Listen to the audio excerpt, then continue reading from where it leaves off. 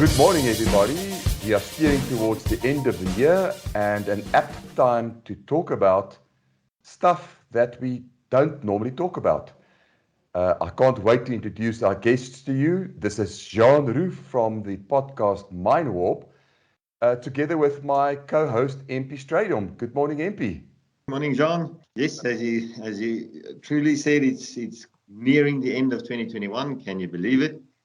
And we're looking forward to going into a bit of a Christmas break period here in the Southern Hemisphere. Of course, summer holidays for us has arrived or is arriving. We're looking forward to that, but lots of interesting chats to have before we go away.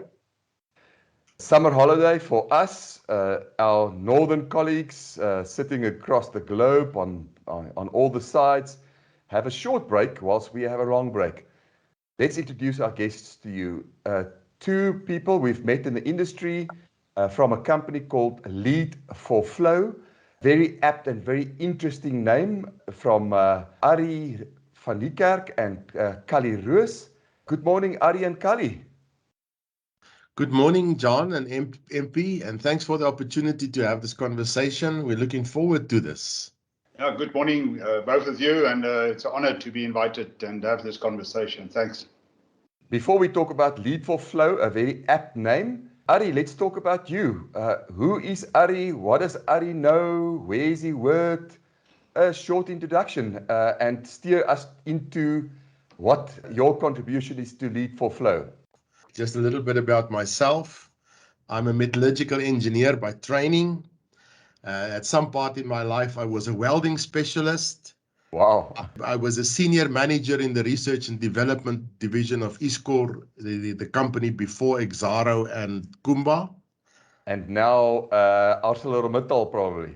And ArcelorMittal, the company split up. But in those days, it was an integrated steel manufacturing and mining company. Yes. And the research that we did there was phenomenal stuff. Yeah. Covered a very wide range. I also became a factory manager for 5 years, a factory manufacturing refractory bricks and mortars. And that's where we implemented theory of constraints the first time as a full implementation.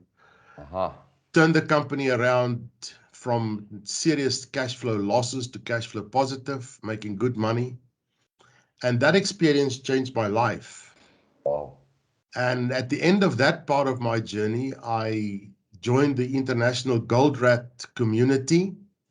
I had the opportunity of meeting Eric Goldratt many times, and I was trained by him and some other facilitators within that group. So I was well trained in theory of constraints. And when I joined them, it just happened that I started working in the mining industry. My first work was for Thabazimbi iron ore mine, and then Grootegeluk coal mine, Sishen iron ore mine. And since then, for the last 2 decades, I've been specializing in implementing theory of constraints in the mining industry. So that's a short picture of who I am, and this is where I am in my journey. And I must say it was very exciting. It was a really exciting journey. Just before we jump in with Kali, you said you were a welding specialist, and it reminds me of something that my dad always used to say. He said, if you're not good as a welder, you'd better be good with a grinder. So maybe that's my theory of constraints, because I'm certainly constrained when it comes to welding. Oh, thank you for making that remark, MP. Welding is a fascinating discipline. And we spent a lot of time working on, especially fatigue failures of heavy mining equipment. Yeah, I can imagine. And that was fascinating. Very interesting. MP, we'll find out later if their theory needs grinding or proper welding. Yeah. Kali Roos, welcome. Tell us about your background and steer us into Lead for Flow, which is a really interesting combination. Yes, thank you, John. Well, I think a good start is to say that I'm neither a good welder or grinder. But my life, I had 2 tours, 2 separate journeys. The first one was that of serving in the in the Department of Defense, and I retired from that just over 20 years ago in a position where I was a senior staff officer at Defense Headquarters. I think the highlight of that tour was the latter part, where I was in a position to co-facilitate, the transformation process in the department, external consultants being Deloitte and Touche, and it was 7 defense forces coming into one, from the old to the new. Wow. And that whole dynamic of how do we transform, how do we redesign, how do we restructure. And then on top of that came the role of leadership and, the business practices and the organizational culture we want, the values, the codes of conduct. And I was given that task, or part of it, and very much so the task of culture and the the change in people's behaviors. And what I didn't realize at that stage is that it was actually preparing me for the second phase or the second tour of my life. Wow. Intuitively, I knew I was going to leave the department at one or other stage. And when it came, then sooner than later, I was so aware of the importance of process in facilitation and how process often becomes the lifesaver. And I was very much aware of the importance of leadership. Wow. I think the one great learning point or turning point almost for me was, I made all these presentations, sometimes 50 pages, documents on culture and values, and everything was accepted and everybody was fine with it. But when it came to implementation, it didn't always happen the way we wanted it to be. And the assumption that I made was that, the leadership is always fine. They're on top of all of this and they will get the job done. And I learned that is not always true, because behind any of those individuals, including myself, is a particular mental model, a mental frame, a belief system, a way of thinking. And until that shift, everything else is difficult to do. Even teaching people new skills is tough to do. But to cut a long story short, I then left the department and I set up a business that I'm in currently. And it basically started, just to focus on leadership, initially more training, later on more facilitation, business practices, team interventions, some of it really good.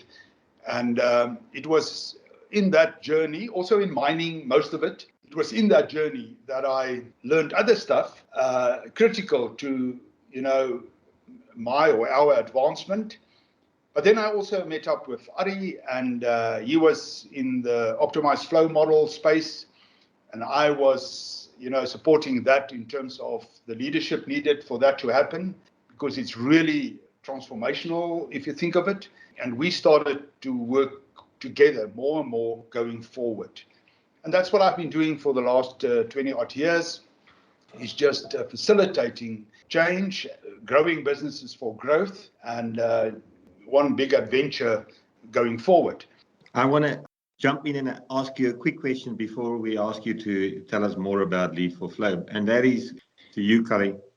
I've often heard senior management use the term, the saying, whatever, change the people or change the people.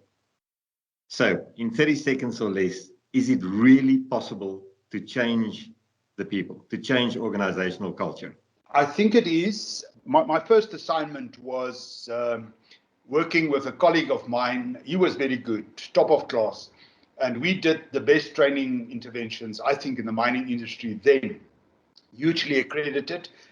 We did the work in Goldfields and we tick all the boxes. It was always 5 out of 5. But intuitively, I thought we didn't got to the bottom line of the business, the revenue and the sustained behavioral change in those processes. And I knew there was a missing link. And this is maybe a long story, but I'll try to keep it very short. So later on, I moved into another opportunity, which was that of Mponeng Mine, Anglo Gold Ashanti operation. And the approach of the general manager, then Johan Viljoen and myself, we started to follow a totally different approach. It was more through the process of facilitating what we want that we got what we wanted. In that process, starting from the top, I learned that until you shift, and here's the secret, until you shift the mental frames, the underlying belief system, then anything else you try to do is most probably set up to fail.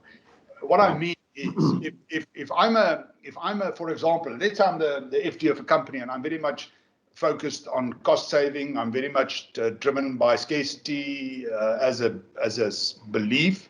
I get rewarded for that. I was appointed for that. It's one of my KPIs.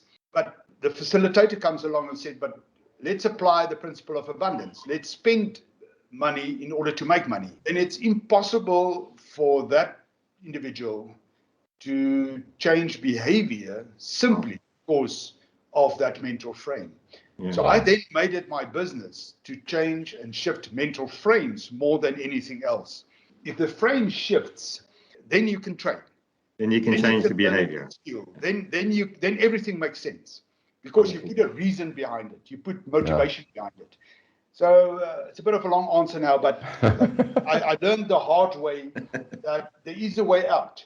Yeah. And I think this is what we miss most of the time in our processes of change and transformation and getting the behavior to change. So I will never give up my belief that it's possible, but you have to be very creative in how you do it. Very interesting. Very I can interesting. say something about that a little bit later if needed. Ari, take us through the conglomeration of two points of view into a new organization called Lead for Flow. And I think at this point, the audience are starting to put it together. So what is the nature of what Lead for Flow does, and how does the two of your backgrounds point the direction for Lead for Flow? This is actually a very interesting part of our journey together. From my side, I bring the concepts of flow, which is embedded in the theory of constraints. And we learned that in order to improve a business, you have to look at the flow of the system as a whole. So it's about this integrated approach, and it's the flow of product and the flow of money that really makes the business profitable. It's not about just the performance of individual components of the business, but it's about the holistic flow of the system. Wow. And this is what we do from a more technical or configuration or mental frame point of view. But then between myself and Kali, we learned very quickly that if the leadership does not embrace this and make it part of the heart of the business and the way we do things, it simply won't work. We can do all the technical components perfectly, but if the leadership is not on board and driving this process through the people, it will ultimately fail. So we learned that the combination of good leadership and leadership attention, and then the attention on flow, that makes the work that we do very successful. And that's where the name Lead for Flow originated. We developed this name and the logos and everything after some serious thinking, but this was the culmination of many years of working together and working with this kind of approach.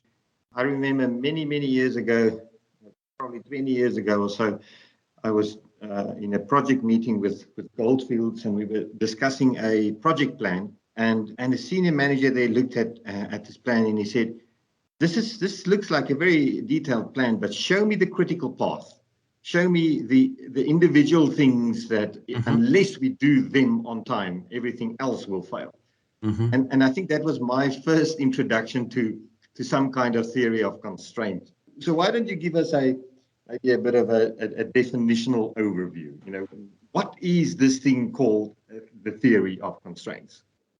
Theory of constraints embraces several disciplines, mostly in operations or production, but also how we use it in project management and also logistical chain management. So it's a wide subject, but let me try and be as concise as I can. The theory of constraints is a new business management framework.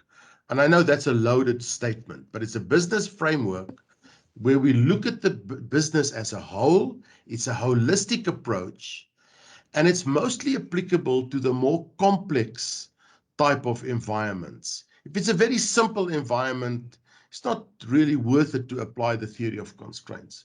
But the more complex our organizations are, the more applicable it is, I think. And when we look at a complex business, then one of the questions that will surface very quickly is, what is the potential of this business? And how do we determine the potential? And then the realization comes, there are some limiting factors, because no business can make infinite amounts of money. We cannot produce in infinite quantities. So something limits it. And those become the limiting factors. Or if I then use the theory of constraints terms, those become the constraints of the business. Wow. And then with this philosophy, those constraints become the key focal points. Because if we can lift the performance of the constraint, then by default, the whole system will lift. So theory of constraints is not so much a process of debottlenecking. It's more about making the bottlenecks perform better.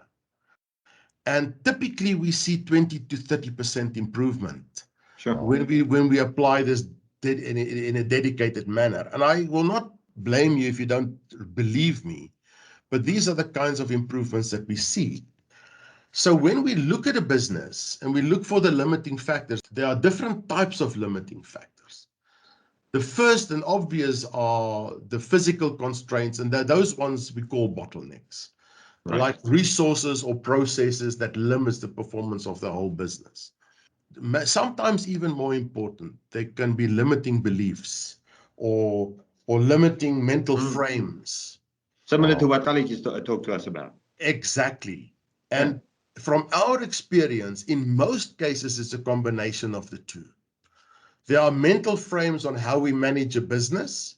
And the most popular one, for instance, is the old Taylorism approach, where we fragment the whole business and we try to optimize every link or every component. And then we hope when every component is doing well, the system will do very well. But it doesn't. If you look at the whole systems approach, it simply doesn't. So we need a holistic approach. And this is where the holistic thinking and the holistic leadership approach and the holistic approach on the physical configuration needs to be done in parallel or in combination. And then it becomes a very powerful solution for a business. I want to ask a critical question, and that is, in today's business environment, at least from a technology perspective, everything is object oriented. We look at unique elements of a business or of a solution or of a system, and we want to plug those things out and plug them in. We talk about micro themes and optimized components, etc., etc. Has this new approach, I mean, even if you look at your cell phone, there are apps on the cell phone and they work together but independently. Has this new approach to these kind of independent solutions not overridden the theory of constraints? Is the theory of constraints still valid given where technology has taken us to? Oh, that's a very deep philosophical question. I think theory of constraints is more relevant today than it's ever been. Wow. Because you hinted towards, if we strive to optimize everything, then we miss a crucial point, and that is the flow of ore or money or ideas happens between entities, not in the entity. And it's managing this in between where flow and leadership really starts to play a role. And I think the more fragmented our data and our approach becomes, the worse the performance of the business. Maybe you're aware of this. A few years ago, both Ernst & Young and McKinsey published very interesting reports that indicated that labor productivity in the mining industry dropped by as much as 40%. Wow. And I think that was linked to the period when the mining industry invested heavily in these modern transactional systems, which meant that their thinking and their management styles became even more fragmented. And I Sure. think some of the modern approaches are starting to overcome this. And I think people are starting to learn it's about the integration of all these components that brings the flow and the improvement of the business, not the individual aspects itself. Yeah. Wow. John, this reminds me of the discussion we had with Indrasen Naidu earlier, Yes. where he talked about the four flows in Yes. supply chain management. Most definitely so. Now, if our listeners are interested in learning about that, go back to our episode where we spoke with Indrasen Naidu. Yes. Let's steer this discussion forward. Our time is running out. When we got introduced to one another, Ari and Kali, you introduced us to the Lead for Flow method. And you have a process, you have a basis from which you work, which you call the Exceptional Performance Foundations, the leadership's role, etc. I think we will only have time to talk about really the Exceptional Performance Foundations. Could you refer us to that framework? And we maybe could publish it in the show notes, Jan-Marie, but then we can follow up with the next podcast, really delving further into the Lead for Flow method. And then we would like to understand, maybe if you can talk about it in the form of a case study. What are the Exceptional Performance Foundations that Lead for Flow uses to increase performance by many percentages for companies? I think the first component of that is to create the right mindset. And this deals with both leadership and the operational environment. Wow. So we spend a lot of time coaching that, creating provocative experiences to expose people to the different approach. And once we become aware that the mindset shift is happening, then we will look at the physical configuration, where the bottlenecks are, how do we buffer it, how do we manage the buffers, how do we report, how do we bring this into what we call the daily ops room or the daily war room. Yeah. And then we facilitate that process of embedding the theory of constraints and the leadership approach into the day-to-day operations of the business. Out of that comes the empowered execution.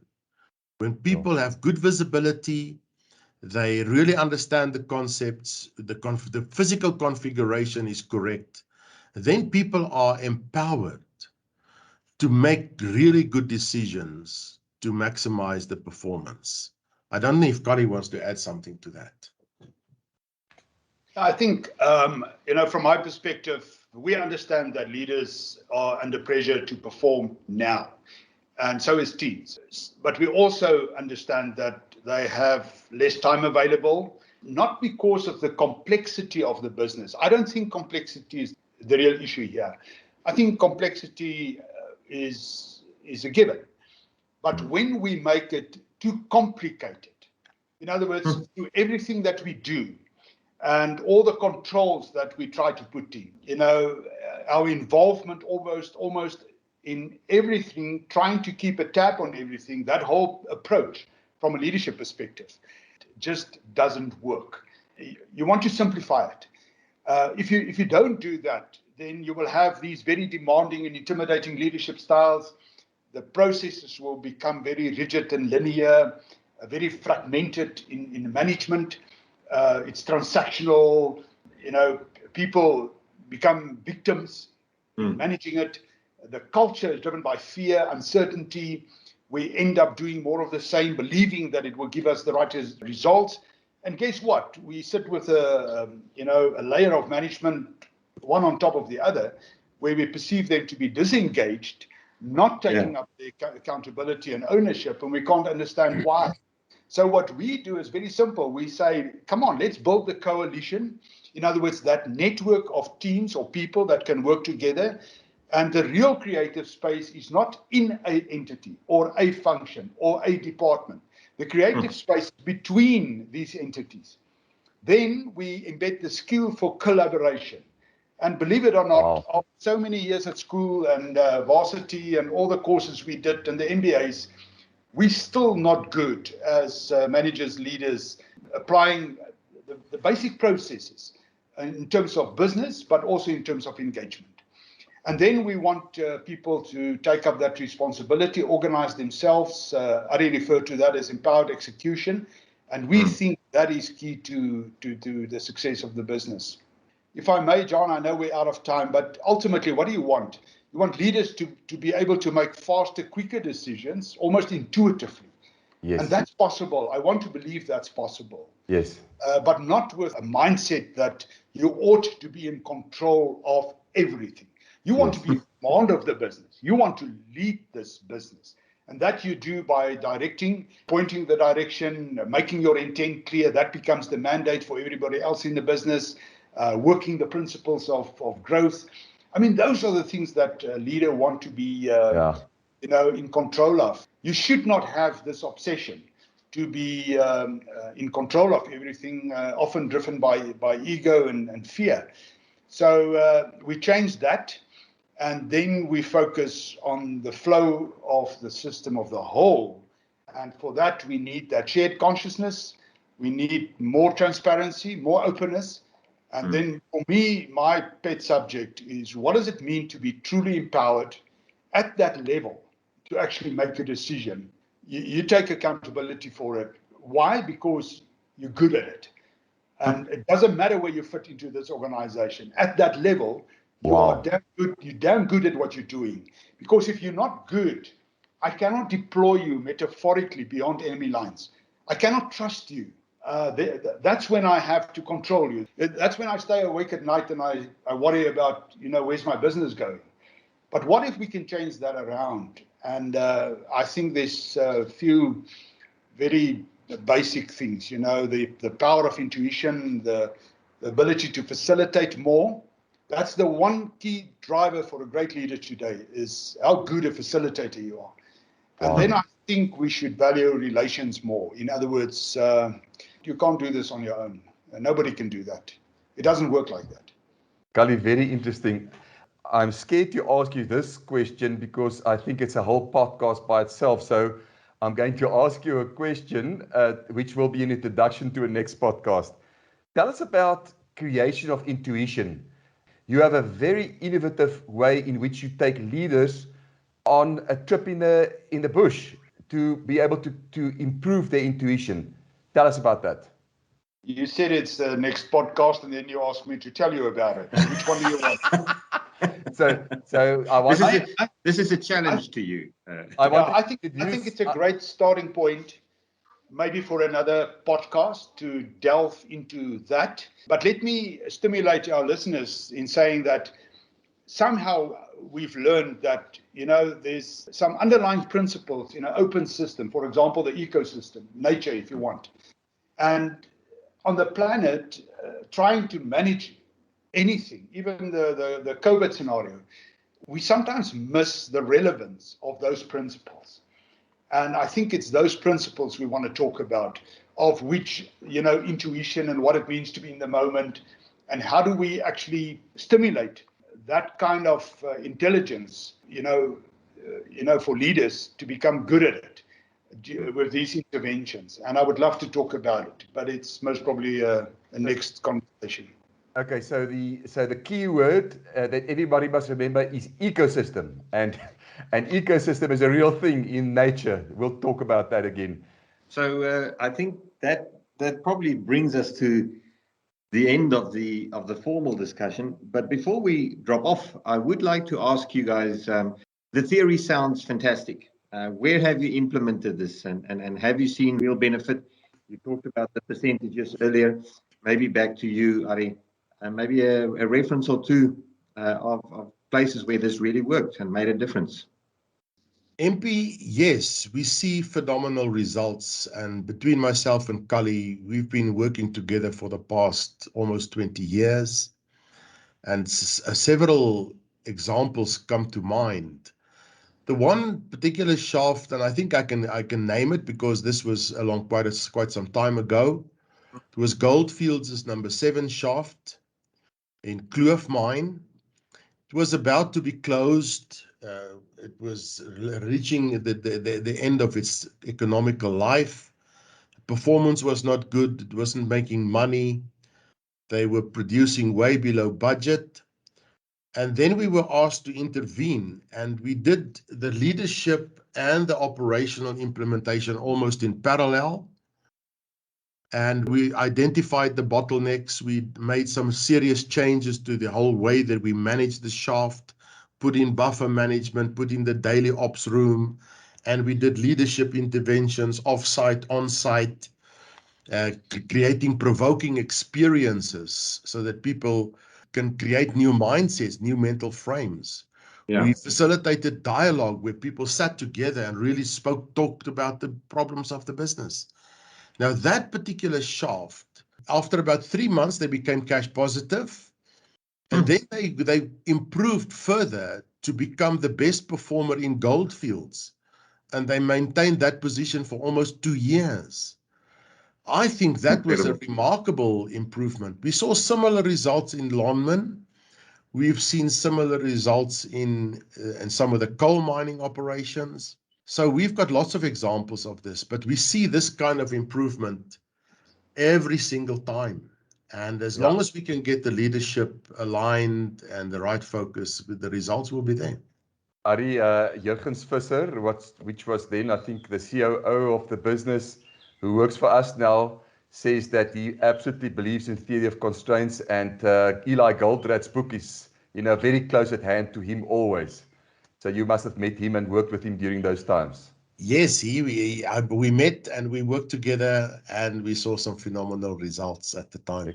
Excellent. Let's get this to a close. Ari, we always ask people what is on their bedside table. John, I read a lot. I pride myself that I read a number of books every year, mostly business and leadership, because it fascinates me, but also some spiritual reading. On my list right at the moment is a book called Complexity by Waldrop that explains the whole approach to complex environments. I'm also rereading Team of Teams. I think that's a phenomenal book about leadership on how the American war machine had to reinvent itself during a war. Wow. And how it was done. It's written by General Stanley McChrystal. And then I've gone back into my bookshelf and I dug out a book that I think is the best book on leadership that I've ever read. And it's called One from Many. It's written by a guy called Dee Hock. And it's the story of how the Visa credit card business started and how he had to fight the banking system. But interwoven in the story of the Visa credit cards, he presents the leadership philosophies of Dee Hock. And I think this is just phenomenal. I've learned so much from that book, you can't believe it. Amazing. And then the last one that I'm also going to read again this year is a book called Presence by Peter Senge and a few other authors. It's a kind of a follow-on to the Fifth Discipline, which introduced the learning organization. So that's my reading list for the coming holidays. Wow, Ari, I have downloaded and started dabbling with Team of Teams, and about a week ago, I got my teeth into it, and I can't put it down, so I know exactly what you mean. That's a phenomenal book. So, Cully, coming to you, and we'll end with this. What's on your bedside table? So, no lying, no cheating. Is that correct? Yeah. And if you don't say Team of Teams, you're disqualified. So Ari is a great reader, and he stimulates me more than anybody else on planet Earth to read. So I often follow, what he is busy with, and we've been doing this for many years. But to be quite honest and frank with you, right now on my bedside table is a magazine on motorcycles, and the reason why it's there is, I started off as a young student on a Motor Guzzi, and then we went to the Hondas, and then it was the Gold Wing, and me and my wife traveled all over the country with that motorcycle. And since then, I've been longing, to just see if I can try and open that door. And so now there's the magazine. It's just lying there. I look at the pictures. It's teasing me, but I'm thinking it's going nowhere. It's going nowhere. So I'll most probably pick up another book on business and leadership going forward. Excellent. My woodwork teacher in grade, what is it now? Grade 8. He had a Motor Guzzi, and he always used to say, a Motor Guzzi is a real mechanic's bike. You got to always fix it. Thank you very much, Ari and Kali. It was delightful to talk to you again, and I really think we have to follow this up. We've only scratched the surface of the theory of constraints, mental strain, and changing businesses. Thank you very much. Into the year. Thank you to our audience.